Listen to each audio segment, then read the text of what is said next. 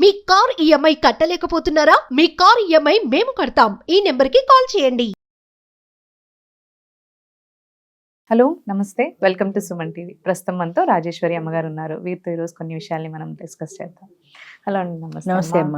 అమ్మ, ఇప్పుడు చాలా మనం రిలేషన్షిప్స్లో మాట్లాడుకుంటూ ఉన్నాం కదా. అవును, కొన్నిసార్లు చూస్తూ ఉంటాము, భార్యాభర్తలు పెళ్ళైనాక కూడా పిల్లలు కూడా పుడతారు, అవును, వాళ్ళు అవును. కొంచెం ఒక చదువుకునే స్టేజ్కి వస్తారు. అవును, అయినా కానీ ఇల్లీగల్ అఫైర్స్, చాలా ఎక్స్ట్రా మ్యారిటల్ అఫైర్స్ ఈ మధ్య కాలంలో చాలా ఎక్కువైపోయాయి. అండ్ చాలా కామన్ గా కూడా తీసుకుంటున్నారు అవి. అవును, అవి పెరిగి పెరిగి ఎలా అయిపోతుందంటే కొన్ని సందర్భాల్లో ఈ ఫ్యామిలీని మొత్తం వదిలేసి వాళ్ళతో వెళ్ళిపోవడము, ఇక్కడ అమ్మాయి అయినా కావచ్చు అబ్బాయి అయినా కావచ్చు, వేరే వాళ్ళకి ప్రిఫరెన్స్ ఇచ్చి మొత్తం కుటుంబాన్ని ఫ్యామిలీని వదిలేసి వెళ్ళిపోతున్నారు. అవును.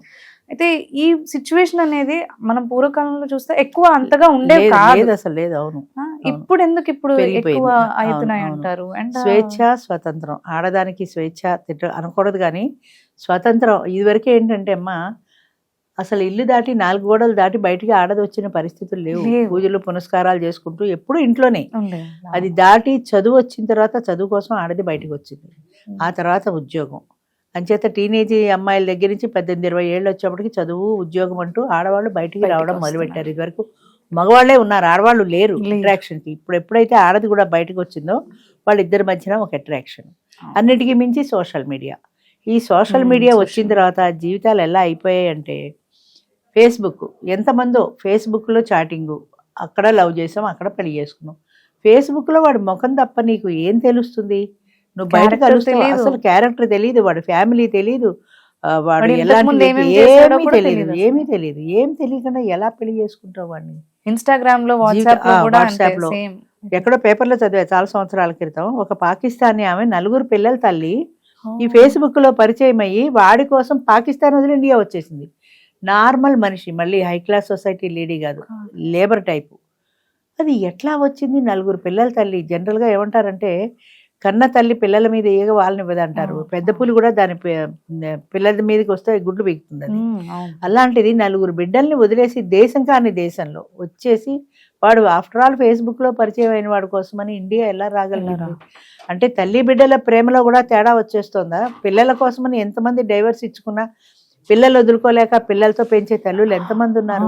ఎన్ని ఇబ్బందులున్నా పిల్లలు వదులుకోవడానికి ఇష్టపడరు. అలాంటిది ఇప్పుడు పిల్లల్ని కూడా వదిలేసి ప్రేమించిన వాడితో వెళ్ళిపోతున్నారు. ఒక దాంట్లో చూశాను, సుప్రీంకోర్టు దాకా వెళ్ళింది ఆ కేసు. ఒక ఆమెకి పెళ్ళయింది, కొన్ని సంవత్సరాలు సంసారం చేశారు, కొడుకు కూతురు ఎవరో పుట్టారు. కొడుకు 23 ఏళ్ళు 25 ఏళ్ళు వచ్చిన తర్వాత వాళ్ళు విడిపోయారు. 23-25 ఏళ్ళు వచ్చిన తర్వాత విడిపోతే ఆ అబ్బాయి కోర్టులో కేసు ఏమని వేశాడంటే, ఈయన నా తండ్రి కాదు. ఆ పిల్లాడు చెప్పింది, ఈయన నా తండ్రి కాదు, నా అసలు తండ్రి అదే DNA పరీక్ష చేస్తే నా తండ్రి తెలుస్తుంది. నా తండ్రి నాకు చాలా అనారోగ్యాలు, ఎన్నో ఆపరేషన్లు, మందుల ఖర్చు చాలా ఉంది కాబట్టి నా ఫాదర్ ఎవరో తెలుసుకొని, నా బయలాజికల్ ఫాదర్ ఎవరో తెలుసుకుంటే నేను ఆయన నుంచి మెయింటెనెన్స్ తీసుకుని నేను వైద్యం చేయించుకుంటాను అని చెప్పాడు. 25 ఏళ్ళు వచ్చిన కొడుకు. ఇప్పుడు ఈయన పరువు పోయిందా? ఇన్నాళ్ళు ఈవిడ భారీగా విడిపోయారు, వేరే ఉన్నారు అనుకుంటున్నారు ప్రపంచం ఇంతవరకు. ఇప్పుడు ఈ పిల్లాడు ఆయన తండ్రి కాదు అని అన్న తర్వాత బంధువుల్లో స్నేహితుల్లో 70 ఏళ్ళు వచ్చుంటాయి ఇప్పుడు ఆయనకి. ఎంత పరువు పోయింది ఆయనకి? ఇప్పుడు వీడు DNA టెస్ట్ చేసి వీడి తండ్రి ఎవరో కనుక్కొని వాడి దగ్గర నుంచి వీడికి మరణం ఇప్పించాలి. కోర్టు యాక్సెప్ట్ చేయలేదు అనుకుంటుంది సుప్రీంకోర్టు. వాడి తండ్రి అయినా కాకపోయినా 25 సంవత్సరాలు వాడి దగ్గర ఉన్నావు, అక్కడ ఉండగానే నువ్వు పుట్టావు, నువ్వు పుట్టి పెరిగి పెద్దవాడు అయిన తర్వాత కదా, కొన్నాళ్ళ తర్వాత కదా మీ అమ్మ విడిపోయింది, చేత యాక్సెప్ట్ చేయమో నీ DNA టెస్ట్లు అవిను అని చెప్పారు. మరి వీడే భరించమన్నారేమో ఈ తండ్రిని. చేత అంటే ఈ సంసారం గుట్టుగా చేసుకుంటూనే ఎక్స్ట్రా మ్యారిటల్ అఫైర్ ఎవరితోటో పెట్టుకోవడం, ఈ వాళ్ళతో ఆ రిలేషన్ పెట్టుకోవడం, అది బయటపడితే వెళ్ళిపోతారు అంతే వాడితో. ఇక ఫ్యామిలీ పరువు ప్రతిష్ట ఇవేం లేవు, వాడితో వెళ్ళిపోతారు అంతే. వాడు ఎన్నాళ్ళు చూస్తాడు? వాడి బ్యాక్గ్రౌండ్ ఏంటి? పెద్ద పెద్ద హై సొసైటీలో డ్రైవర్లతో వెళ్ళిపోయిన వాళ్ళ గురించి వింటూ ఉంటాం. డ్రైవర్తో వెళ్ళిపోతే వాడితో పాటు నువ్వు పూరి గుడిసెలో ఉండగలవా? ఏసీలో ఉండదానివి ఎన్నాళ్ళు ఉండగలవు? ఆ మూడు తీరిపోయాక నీ పరిస్థితి ఏంటి? వాడు ఇవాళ నేను అట్టు పెట్టుకుంటాడు, ఓకే, రేపు పొద్దున వాడి పేరెంట్స్ ఒప్పుకోపోవచ్చు, పెళ్ళై పిల్లల కన్నా తల్లి మనకెందుకురా అంటే కొన్నాళ్ళకు వాడు నిన్ను వదిలేయచ్చు. అప్పుడు నేను వెనక్కి రానివ్వరు, నువ్వు ముందుకెళ్ళలేవు, నీ జీవితం ఏమవుతుంది? కంట్రోల్ అనేది లేకపోతే చాలా కష్టం అమ్మా. ఎక్స్ట్రా మ్యారిటల్ రిలేషన్స్ వల్లనే సమాజం సగం పాడైపోతుంది. అంటే ఎంతసేపటికి నీకు ఒక భర్త ఒక పిల్లలు ఉన్నా కూడా ఆ ఎక్స్ట్రా మ్యారిటల్ రిలేషన్ కోసం అని ఎందుకు ఎగబడుతున్నారు జనం? అంటే కంట్రోల్ లేకపోవడం అంతే. సెక్స్ పట్ల ఉండే ఇంట్రెస్ట్ లైఫ్ మీద లేదు, కన్నా బిడ్డల మీద లేదు. ఆ సెక్స్ కోసం వాడితో వెళ్ళిపోతున్నారు. అంతకంటే రిలేషన్ ఏముంది? ఎక్స్ట్రా మ్యారిటల్ అఫైర్ అంటే అంతకంటే ఏముంది? అంతే కదా, దానికోసమే కదా వెళ్ళిపోవడం. ఎంతమంది పెళ్లి కాని వాళ్ళు ఒక రకం, పెళ్ళై పిల్లలు ఉన్న వాళ్ళు ఒక రకం, కన్నా పిల్లల్ని కూడా వదిలేసి వెళ్ళిపోతున్నారంటే నిజంగా అసలు తలుచుకుంటేనే బాధ అనిపిస్తుంది. అందరినీ అదే రకంగా తీసుకోవచ్చు అంటారు. ఎందుకంటే కొంతమంది ఏంటంటారంటే మా భర్త నన్ను అర్థం చేసుకోవట్లేదనో, లేదంటే నన్ను సరిగ్గా పట్టించుకోవట్లేదనో, వేరే వాళ్ళు సరిగ్గా అది వాళ్ళు కన్సర్న్ కేరో అక్కడ చూపిస్తారు వల్ల అయి ఉండొచ్చు కూడా కదా.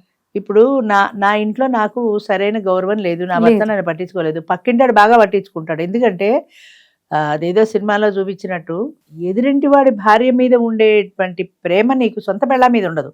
వాడు కూడా వాడి పెళ్ళ మీద చూపించడు. అమ్మ ఎంత కష్టపడుతుందో అంటాడు. వీడి పెళ్ళ ఎంత కష్టపడినా సరే ఎదురింటి వాళ్ళ మీద నీకు సింపతి ఉంటుంది. ఆ సింపతి శాశ్వతమా? వాడి పెళ్ళాన్ని వదిలేసి నీతో వచ్చేస్తాడా? ఒకవేళ వచ్చేసినా ఎన్నాళ్ళు ఉంటుంది ఆ మోజు? తర్వాత ఇలా ఎన్నో జీవితాలు నాశనం అవుతున్నాయి. నీ భర్త నిన్ను పట్టించుకున్నా పట్టించుకోకపోయినా నా జీవితం ఇంతే అనుకుని కుటుంబంలో ఉండకుండా వాడు నన్ను పట్టించుకున్నాడు అని ఇంకొకటితో వెళ్ళిపోతే వాడు ఎన్నాళ్ళు పట్టించుకుంటాడు? అది శాశ్వతం కాదు. ఒకవేళ పట్టించుకున్నా రేపొద్దున వాడితో గొడవలు రావా? వాడితో గొడవలు రాకపోతే మళ్ళీ మంచు పడుగు దగ్గరికి వచ్చేస్తావా? ఇలాగా చీరలు మార్చినట్టు మొగుళ్ళని మార్చడం చాలా ఈజీ అయిపోయింది. అంటే క్యారెక్టర్ అనేది ఆయన అసలు తుంగలో తొక్కేశారు. క్యారెక్టర్ అనేది ఎప్పుడో తొంగలో తొక్కేశారు. అంటే శుభ్రంగా వాడు బాగుంటే వాడితో వెళ్ళిపోవడమే, వీడు బాగుంటే వీడితో వెళ్ళిపోవడమే, ఇంటికి వచ్చి స్నానం చేస్తే పోయే అన్నట్టుగా తయారైంది తప్ప క్యారెక్టర్ అనేది ఒక నియమ నిబంధనలు ఉన్నాయి. పూర్వము పాపము పుణ్యము అని ఒక నమ్మకం ఉండేది. పాప భీతి అనేది ఉండేది. అమ్మో ఇలా తప్పు చేస్తే రౌరవాద నరకాలు వస్తాయి, అక్కడ మనకి ఇలాంటి శిక్షలు వేస్తారని ఆ భయంతో అయినా కంట్రోల్లో ఉండేవాళ్ళు. ఇప్పుడు పాప భీతి లేదు, చంపడానికి లేదు, చావడానికి లేదు. అవతల వాడిని చంపడానికి లేదు. మనం ఎప్పుడు పేపర్లో చూసాను చూడు, వాడవాడో చంపేసి దాన్ని ముక్కల కింద కోసేసి కుక్కర్లో ఉడికించేసి దాన్ని ఆ ఎముకల్ని పొడి చేసి ఎన్ని చేశాడో అసలు వాడికి అసలు భయం ఎలా వేయలేదు. అన్ని రోజులు ఇన్ని పనులు చేసే వరకు ఓసారి కోపంలో చంపేశాడు అనుకోపోయినా తర్వాతైనా భయపడాలి కదా. భయం లేదు, నిర్భయం. మొగుడు చంపినా అంతే, పెళ్ళాన్ని చంపిన కేసులు కూడా అలా బోల్డ్ ఉన్నాయి. అంచేత మనిషిలో భయము భక్తి లేవు, పాపము పుణ్యము లేవు. ఎంతసేపు నా మనసుకి ఏది తోస్తే అది చేసేయటమే కానీ దీని ప్రభావం ఎలా ఉంటుంది అన్నది లేదు. ఇప్పుడు వాడు దొరికాడు, వాడు పోలీసులు 4 పట్టుకొని ఉతికితే నిజం చెప్పాడు. జీవితకాలం జైల్లో ఉండాల్సిందే కదా. తాత్కాలికమైన కోపం కొద్దీ నువ్వు చేసిన పని వల్ల జీవితకాలం ఉండాలి. పిల్లలు ఉన్నారు, వాళ్ళకి 2 పిల్లలు ఏమో ఉన్నారు. ఆ పిల్లల భవిష్యత్తు ఏంటి? తల్లి చచ్చిపోయి నువ్వు జైలు పోయి ఆ పిల్లలు ఎక్కడ బతకాలి? అది ఆ క్షణంలో ఆ ఆవేశాన్ని కంట్రోల్ చేసుకోగలిగితే ఫ్యూచర్ బాగుండేది. నరకం భయం ఎవరికి ఉండట్లేదు. చనిపోయినాక ఎవరు చూస్తున్నారు, మరి పూర్వము అలా ఉండేది కాదు కదా. అమ్మో నరకం ఉంటే వాడు ఆ ముళ్ళ స్తంభాన్ని కావలించుకోమంటాడు, ఆ నిప్పుల్లో నడవమంటాడు, ఏదేదో భయాలు ఉండేవి. ఆ భయాలకి మానేసేవాళ్ళు. కనీసం వాళ్ళని వాళ్ళు కంట్రోల్ చేసుకునేవాళ్ళు. ఇప్పుడు అది ఇవాళ మనం ఉన్నాం, ఈ రోజు మనం బతికినన్నాళ్ళు జీవితం, చచ్చాక ఒకటి చూడొచ్చాడు అన్న ఫీలింగే. అంతగా కావాలంటే ప్రయాగ పుష్కరాలకు వెళ్ళి ఓసారి స్నానం చేసి వస్తే పోతుంది. ఎన్ని కోట్ల మంది వస్తున్నారు. ఇదంతా భక్తేనా? నిజంగా చెప్పాలంటే అందులో మునిగితే పుణ్యం వస్తుంది అంతే. ఆ పుణ్యం బ్యాలెన్స్ పెరుగుతుంది. ఇన్ని పాపిష్టి పనులు చేసిన తర్వాత ఆ పుణ్యం వచ్చిందో లేదో తర్వాత ఈ పాపాలకి ఫలితం అనుభవించాలి కదా. అది పోయింది. మనుషుల్లో పాపభీతి పోయింది, నీతి నిజాయితీలు పోయినాయి. న్యాయంగా ఉండాలి, నీతిగా ఉండాలి, అది పోయింది. మంచి చెడు విచక్షణ పోయింది. ఇది మంచి ఇది చెడు అని ఆలోచించే విచక్షణ పోయింది. ఈ క్షణంలో నాకేది తోస్తే అదే, నేనేదనుకుంటే అది, నేను ఎలా చేయాలనుకుంటే అలాగే, అంతే. దాని ఫలితంగా ఏమవుతుంది? ఒక మనిషికి అయితే ఎవరైనా దిద్దుతారు, ఒక మనిషి కాదు, సమాజం, ఒక దేశమే పాడైపోయింది. చాలా చక్కగా. థ్యాంక్ యూ అమ్మా.